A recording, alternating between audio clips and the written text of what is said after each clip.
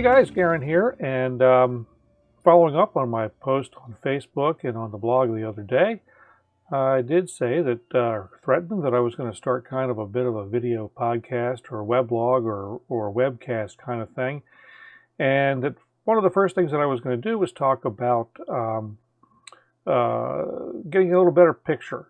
Right now I'm using a Logitech C920 webcam as my video source, and it's not bad. But I thought I might like to try and do a little better and do something that would match well with video or photos that I take out and about in the world.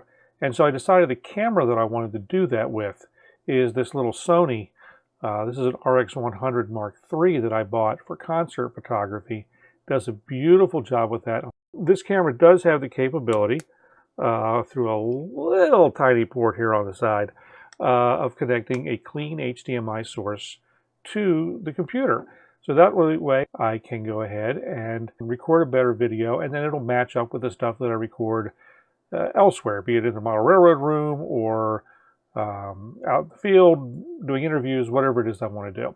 So the device that I need to use in the studio, or chose to use in the studio to record the camera, is this Elgato HD60 S. And this is kind of one of the standards. There's a million videos out there on it, but I figured I'd go ahead and we'll do an unboxing. I'll show you what's in the box, show you what I went through on setup, because full disclosure, I've already tested the thing. I do know it works. And so let's get started. Okay, first up, a couple of things about the device. This is, again, the HD60 S from Elgato. It is an external digital video interface. It takes an HDMI source and brings that into the computer on USB 3. There's also, if you want to use this for gaming, it does have an HDMI pass-through so that you can see what you're playing in real time on your gaming computer while the video is passed into your PC for streaming. Elgato does make an internal version of this as well. It's called the HD60 Pro. So let's go ahead and take a look and see what's inside.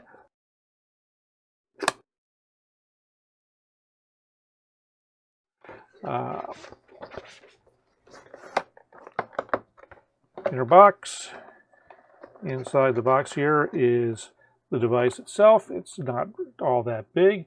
On this end is the HDMI pass-through output, the HDMI input, the USB 3.0, and there's also an audio input if you want to run your microphone into this, keep it in sync. I'm doing that a different way.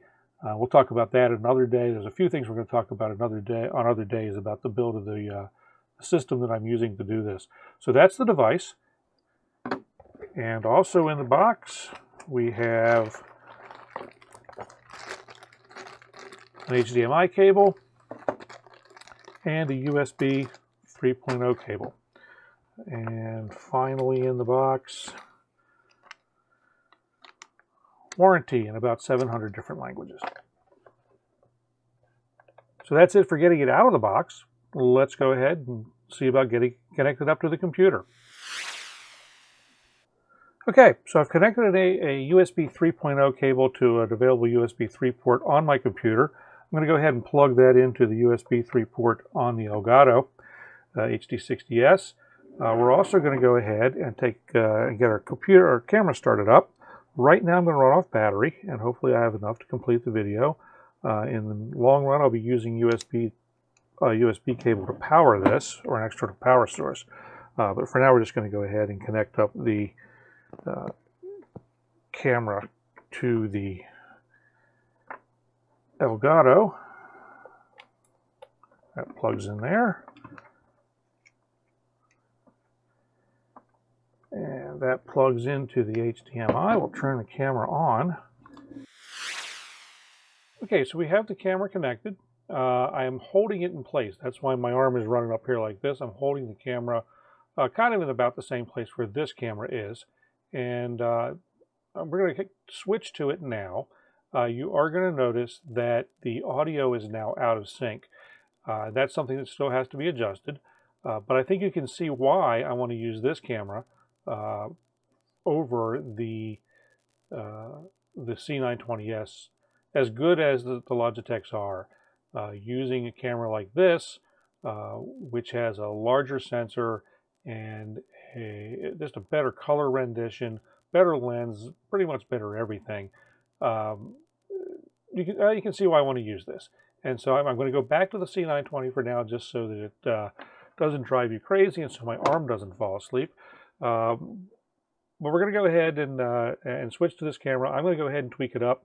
And going forward, once I get it mounted properly, that's what we're going to use for the show. So that's it for now. I know this was really brief. Next time we'll talk a little bit more, I think, about some of the things I have to go through to get the Elgato dialed in with the computer. We'll talk a little bit about the computer I'm using and where I'm going to go with that in the future. And so that's it for now. We'll talk to you again at some point.